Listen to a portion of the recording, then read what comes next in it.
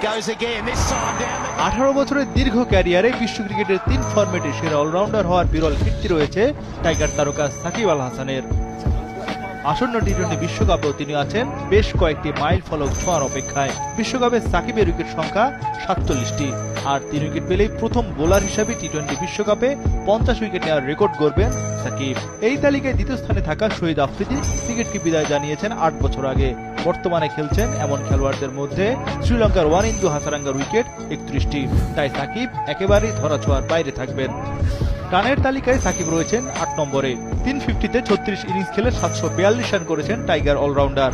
Batting গড় 23.93, strike rate 122.44। এটি হতে যাচ্ছে সাকিবের শেষ বিশ্বকাপ।